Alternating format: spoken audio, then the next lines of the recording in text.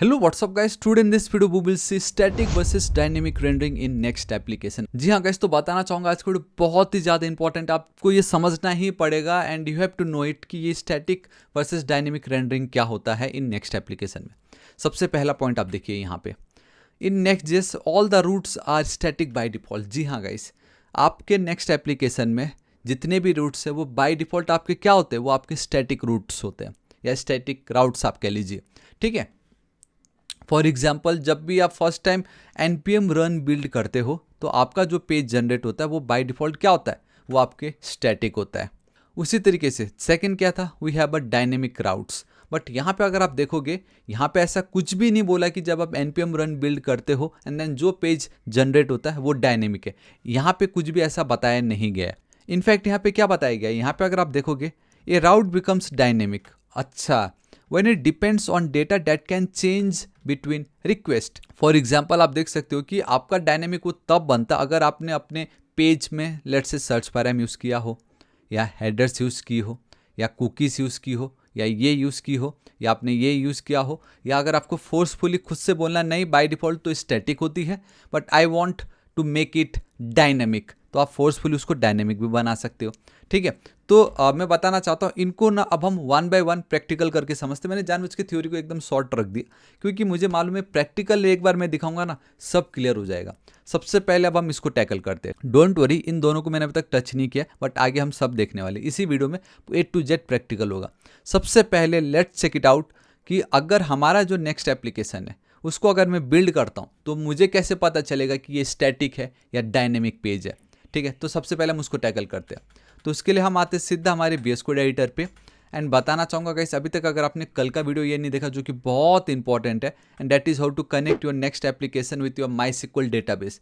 समझ रहे हो, लाइक नेक्स्ट अपने आप में ही एक फुल स्टैक फ्रेमवर्क है, तो अब आपको node express and all those things की नीड ही नहीं है। डायरेक्टली आप MySQL के साथ कनेक्ट करो, डेटा फेच करो। ऑलराइट, ठीक है, तो दिस इज़ आवर पेज है ना। मैं यहाँ पे चलता हूँ तो आप देख सकते हो कुछ आपको इस तरीके से दिखाई दे रहा है। ठीक है, अब यहीं पर ये जो आपका ऐप राउटर है इसके अंदर वी हैव अ यूजर्स, उसके अंदर मैं एक और फोल्डर क्रिएट कर रहा हूँ जिसका नाम मैं दे देता हूँ रेंडरिंग। उसके अंदर एक मैं फोल्डर क्रिएट करूँगा स्टैटिक /page.jsx। तो एक स्टैटिक करके एक फोल्डर बना लिया मैंने। उसी के अंदर ही मैं एक डायनेमिक वाला भी बनाना चाहूँगा। ठीक है, डायनामिक /page.jsx। सो गाइस, आप देख सकते हो यहाँ पे कि मैंने आज इस वीडियो में ये एक एक्स्ट्रा राउट क्रिएट की जहाँ पे आपका जो भी डोमेन होगा, in our case it's local host /3000 /rendering इधर डायनेमिक और स्टैटिक, ये आपका राउट बन चुका है। ठीक है, नाउ गाइस हमारा अब ये जो स्टैटिक के अंदर ये जो पेज है, रिमेंबर कल के दिन हमने क्या देखा था यहाँ पे, तो वही कोड को मैं यहाँ पे पेस्ट कर रहा हूँ इस तरीके से। कुछ बड़ी बात नहीं है, मैंने कनेक्शन कर लिया था और मैंने सिंपल क्या किया, जो मेरा डॉक्टर्स है उनका डेटा को मैं गेट कर रहा हूँ एंड वन बाय वन मैं यहाँ पे डिस्प्ले करा रहा हूँ। So this is what your static page looks like. ठीक है, दो आपको लग रहा होगा यार डेटा तो मैं डेटाबेस से लेके आ रहा हूँ तो ये तो डायनेमिक होना चाहिए, बट ऐसा कुछ नहीं है। कंट्रोल एस कर रहा हूँ। उसी तरीके से मैं एक काम करता हूँ, डायनेमिक में भी सेम इसको कॉपी करूँगा, डायनेमिक पेज के अंदर भी इसको मैं पेस्ट कर दूंगा। ठीक है, देखो स्टैटिक एंड डायनेमिक रेंडरिंग दोनों के अंदर सेम है। सो गाइस इनको मैं कर देता हूँ डायनेमिक पेज। ठीक है, या रेंडरिंग जो भी हम कर सकते हैं, दिस इज इट। तो स्टैटिक का भी डेटा सेम है, डायनेमिक का भी डेटा सेम है। तो सबसे पहला पॉइंट ये था, what we need to do, we need to build our project. ठीक है, एंड एक काम करता हूँ, ध्यान से देखिएगा, स्टैटिक में we have a static, oh sorry it's your dynamic page, right. तो here I will go with dynamic. So dynamic page में कंसोल है जिसका नाम है डायनेमिक डॉक्टर, स्टैटिक के पेज में कंसोल है जिसका नाम है स्टैटिक डॉक्टर। तो सबसे पहले अगर हम अपने पेज अपने एप्लीकेशन को अगर हम बिल्ड करते हैं तो हमें कौन सा कंसोल मिलता है वो भी हम एक बार देख लेते हैं। So npm run and then we have this build. तो सिंपल ये कमांड लिखना, हम सबको मालूम है, आपका प्रोडक्शन वर्जन जो है रेडी हो जाता है। Let's check it out and यहाँ पे आपका ये डाउट भी क्लियर हो जाएगा कि जो बाय डिफ़ॉल्ट स्टैटिक होता है आपको कैसे पता चलता है कि वो स्टैटिक है या नहीं, तो वो भी आज यहाँ पे क्लियर होने वाला है। ये देखो, डेटाबेस कनेक्टेड सक्सेसफुली। कल की वीडियो में आई एम रियली सॉरी मैं नहीं दिखा सका था बट आज मैं दिखा पा रहा हूँ। एंड यहाँ पे आप देख सकते हो आपको स्टैटिक डॉक्टर्स एंड आपको वो भी दिखाई दे रहा था डायनेमिक डॉक्टर्स। एंड अगर आप यहाँ पे गौर से देखोगे, एकदम important, and this is it guys, ये देखिए, ये देखो, रेंडरिंग डायनेमिक, रेंडरिंग स्टैटिक। यहाँ पे देखो क्या है, ये कुछ दिख रहा है, ये 00 या OO, it means it's your static page. But वहीं अगर आप देखोगे इस जगह पे, here we have F, it means ये आपका एक डायनेमिक राउट है, एक डायनेमिक पेज है। So this is how you can make sure कि भाई कौन सा पेज आपके स्टैटिक है, कौन से पेज आपके डायनेमिक है। आप में से बहुतों को लगा होगा मैं तो डेटाबेस से डेटा फैच करके दिखा रहा हूँ तो ये तो डायनेमिक हो गया ना, बट नहीं है। नेक्स्ट जेस की दुनिया में वो उसको डायनेमिक नहीं बोलता है, क्योंकि डायनेमिक होने के लिए यहाँ पे क्या लिखा था, डायनेमिक अगर आपको बनाना हो तो आपके उस पर्टिकुलर पेज में ये सब चीज़ होना चाहिए, सर्च पैराम होना चाहिए, हेडर्स होना चाहिए, या कुकीज़, या ये या तो आपको बाय डिफ़ॉल्ट खुद से ये लिखना पड़ेगा। नाउ यहाँ पे सबसे इंपॉर्टेंट, ये देखो पहले से इन्होंने बोल रखा है, ठीक है। अब इसको मैं अभी जो मैंने बिल्ड किया ना, तो उसको अब मैं रन कर रहा हूँ। तो हर बार मैं क्या लिखता था, npm run and then dev में लिखता था to run our development version. अब मैं अपना प्रोडक्शन वर्जन को रन करना चाहता हूँ, so I will go with this start मैंने इसलिए लिखा क्योंकि बाय डिफॉल्ट हमारी स्क्रिप्ट में वो रहता है कि npm रन बिल्ड को आप इस तरीके से स्टार्ट कर सकते हो, ठीक है। अब ध्यान से देखना, ये बहुत इंपॉर्टेंट है गाइस। यहाँ पे एक बार इसको मैं रिफ्रेश कर रहा हूँ, and what is this, it's your static data, ये आपका स्टैटिक कंटेंट है, ठीक है। तो स्टैटिक कंटेंट में अगर आप यहाँ पे देखोगे कंसोल हुआ कुछ भी, यहाँ पे कुछ भी नहीं हुआ, बट अगर आप ध्यान से देखोगे तो ये स्टैटिक डॉक्टर्स तो था। मैं फिर से जाता हूँ, रिफ्रेश कर रहा हूँ, कुछ नहीं हुआ, राइट। बट वहीं अब अगर स्टैटिक के बदले अगर मैं डायनेमिक लिख दूँ तो डेटा दोनों का सेम ही था। गाइस आप देख सकते हो कि अब हमारे यहाँ पे जो डायनेमिक पेज था उसमें भी console.log मैंने किया था, वो भी आपको यहाँ पे नहीं दिखाई दे रहा है। इसका पहला मतलब ये होता है कि स्टैटिक पेज जो है, वंस आप जब npm रन बिल्ड करते हो उसके बाद जो पेज आपको मिलता है रेंडर होके, बस वही फिक्स रहता है। अब आप चाहे कितना भी कुछ कर लो, आपको वही पेज मिलने वाला है, ना कि वो सर्वर से फैच होके आपको मिलने वाला है। सो दैट्स वाई कंसोल यहाँ पे मैंने लिखा था, उसके बावजूद भी यहाँ पे कुछ भी मुझे नहीं आ रहा है। So this is your static data, जो हर बार मैं रिफ्रेश करूँ तो ये मेरे को डेटाबेस से नहीं मिल रहा है, ये जस्ट मेरे कहीं पे स्टोर हो चुका है, अब वही मुझे डेटा यहाँ पे मिल रहा है। नाउ व्हाट इफ़ अगर मुझे अब डायनेमिक वाले को डायनेमिक बनाना है, ठीक है, मुझे इसको क्या बनाना है, डायनेमिक पेज बनाना है।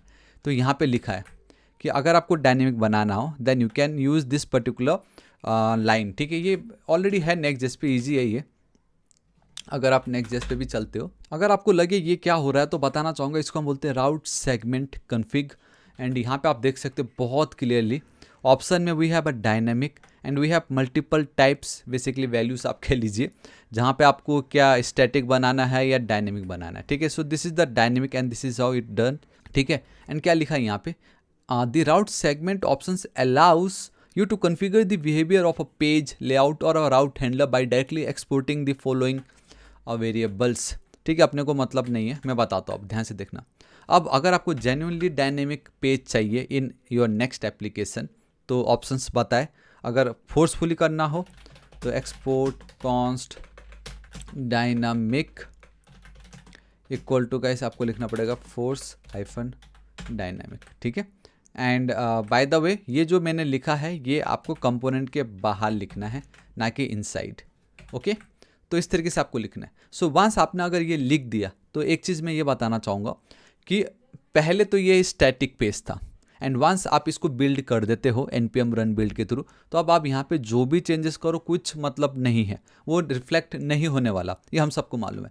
सो दैट्स वाई मुझे इसको वापस से बिल्ड करना पड़ेगा। आप एक चीज़ देख सकते हो कि थोड़ा सा अगर मैं ऊपर चलूँ ना, ध्यान से देखिएगा क्या बोलने जा रहा हूँ मैं। थोड़ा अगर मैं ऊपर जाता हूँ, क्या आ रहा है, स्टैटिक डॉक्टर्स। तो एक और चीज़ यहाँ पे ये क्लियर होता है, एक आपके पास है स्टैटिक पेज, दूसरा आपके पास रेंडरिंग डायनामिक पेज। तो स्टैटिक पेज में जो भी कंसोल था, जो भी डेटा था, जब आप बिल्ड करते हो उस समय वो रन होता है, दैट्स वाई उस पेज का कंसोल आपको यहाँ पे दिख गया। लेकिन वंस अब आपका जो पेज अगर डायनेमिक बन जाता है तो वो आफ्टर बिल्ड रन होता है, ना कि बिफोर बिल्ड, ठीक है, बिल्ड में तो वो बिल्ड हो गया ना, लेकिन यहाँ पे देखो डायनेमिक डॉक्टर्स नहीं आया। तो ये आप सेकंड पॉइंट नोट डाउन कर लीजिएगा, ठीक है। पहला पॉइंट तो ये है कि बाय डिफॉल्ट अगर आप बिल्ड करते हो तो सभी स्टैटिक होता है। सेकंड में भी ये कि स्टैटिक के अंदर जो भी आप लिख रहे हो वो जब आप बिल्ड करो तब वो रन होता है, लेकिन डायनेमिक पेज के कंटेंट रन नहीं हो रहे यहाँ पे, क्योंकि कंसोल में दिख जाना चाहिए था। अब जो थोड़ी देर पहले मुझे ओ दिखाई दे रहा था, अब अगर आप ध्यान से देखोगे एंड बूम गाइस सी, ये देख लीजिए, sorry it's not data fetch, या ओवर हियर सी, ये देखिए रेंडरिंग आपका अब एफ दिखाई दे रहा है यहाँ पे, एंड यहाँ पे अभी भी स्टैटिक जो था आपको ओ दिखाई दे रहा है। तो इसका मतलब क्या हुआ कि हमारा जो बाय डिफॉल्ट स्टैटिक पेज था उसको अब हमने कन्वर्ट कर दिया इनटू आवर डायनेमिक पेज, ठीक है। अब इनके बहुत एडवांटेजेस हैं, मैं आपको बताता हूँ। अब ये तीसरा पॉइंट आप इस तरीके से रख सकते हो कि कैसे आप पता लगाए कि स्टैटिक कौन है, डायनेमिक कौन है, ठीक है। वंस ये हो गया, अब मैं यहाँ पे चलता हूँ। अब मैं फिर से npm run and then start करने वाला हूँ। एक चीज़ आपने नोटिस की थी, इससे पहले जब मैंने npm रन स्टार्ट किया था, नोटिस करना, मैं पेज को जितना भी रिक्वेस्ट करूँ मुझे कंसोल पे कुछ दिखा ही नहीं।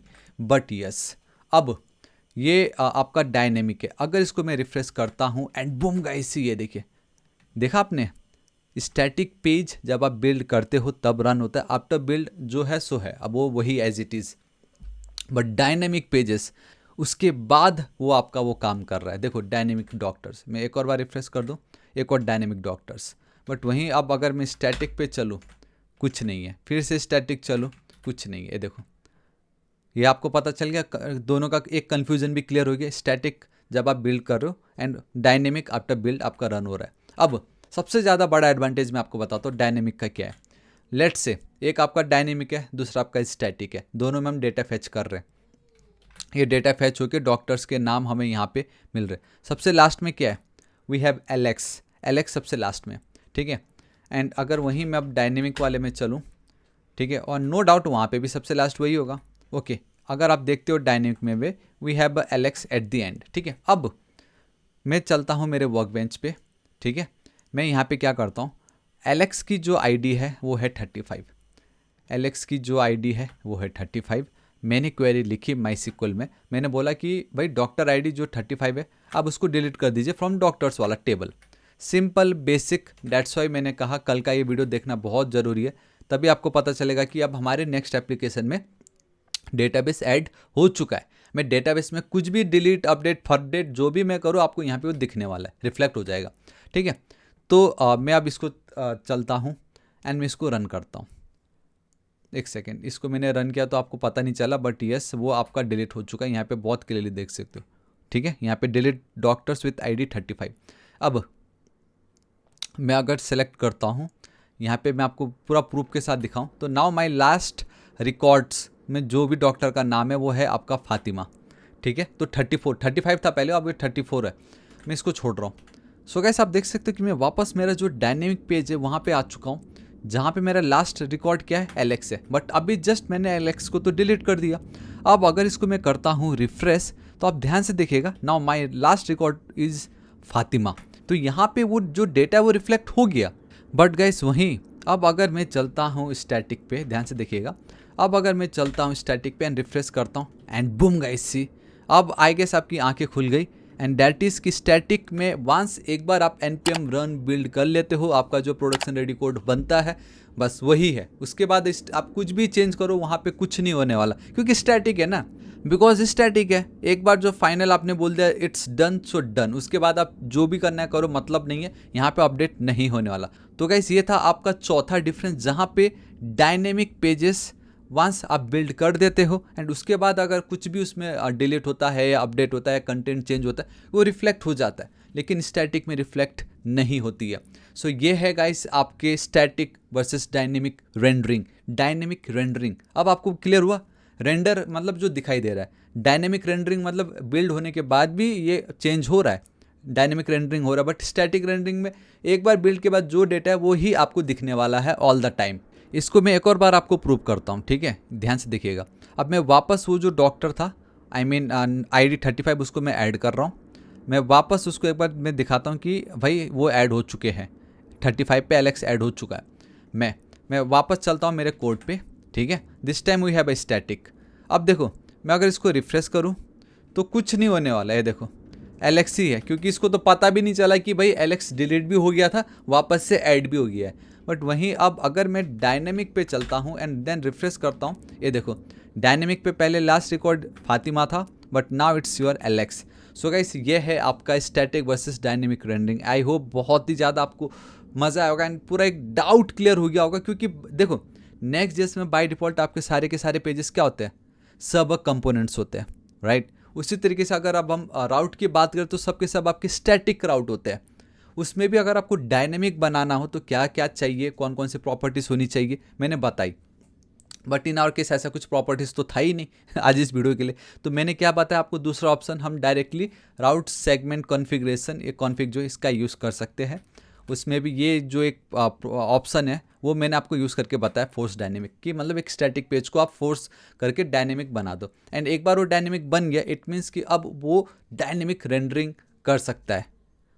बिल्ड होने के बावजूद भी कुछ भी डेटा चेंज हो रहा है तो वो रिफ्लेक्ट कर देगा, बट स्टैटिक नहीं करेगा। एंड कोई अगर पूछे कैसे पता चलता है कि ये स्टैटिक है या रेंडरिंग आई मीन डायनेमिक है, तो आप उनको ये दिखा दो। अगर ओ आता है किसी फाइल के सामने, it means it's static, F आता है इट मीन्स वो एक डायनेमिक है। सो या गाइस दिस इज इट, आज इस वीडियो के लिए इतना ही। मैं अब आशा करता हूँ आपको पूरा का पूरा पता चल गया होगा कि page is generated once during NPM run build. मुझे बोलने की जरूरत ही नहीं, एक बार एनपीएम रन बिल्ड हम कर देते हैं आपका पेज जनरेट होता है। कैसे पता चलता है, वहाँ पे अगर ओ लिखा होगा तो doesn't change based on users और रिक्वेस्ट डेटा। मैंने दिखा है, डिलीट भी करके बताया, वापस ऐड भी कर दिया, बेचारा स्टैटिक पेज को आता ना पता। एलेक्स पहले भी था, बाद में भी था, उसको ये नहीं पता चला, हमने पहले उसको डिलीट करके फिर वापस ऐड किया, लेकिन इसने एक बार भी कुछ नहीं किया, चेंज ही नहीं होगा, स्टैटिक है, क्या चेंज होगा। एंड आपने एक चीज़ नोटिस करना, कभी भी डेटा जो है ना, इसका आफ्टर सेकेंड आप कह लो जो भी हो, ये फास्ट रेंडर होगा। क्यों? क्योंकि यहाँ पे कुछ चेंज होने वाला है नहीं, डेटा हर बार सर्वर से थोड़ी आने वाला है, एक बार आ गया उसके बाद तो एक जगह पे स्टोर रहता है, वहीं से दिखा दे रहे हैं आपको ये। सो ये है आपके स्टैटिक एंड डायनेमिक में, अगर इनमें से कुछ भी यूज़ करोगे तो डायनेमिक हो गया, और एल्स अगर आप खुद से ये लिख दो तो आपका वो डायनेमिक बन गया। एंड गाइस इसका जो नोट्स है, सोर्स कोड बिल्कुल फ्री में मैं आपके साथ शेयर कर दूंगा, तो आप बेफिक्र रहिएगा। लेकिन प्लीज़ अगर आप भी मुझे सपोर्ट करना चाहते हैं तो वीडियो को लाइक, दोस्तों के साथ भर भर के share. And our next target is 8 lakh subscriber. अभी तक सब्सक्राइब नहीं किया तो प्लीज़ कर दीजिएगा। मिलता हूँ मैं आपको नेक्स्ट वीडियो में। Till then guys, thank you so much, take care.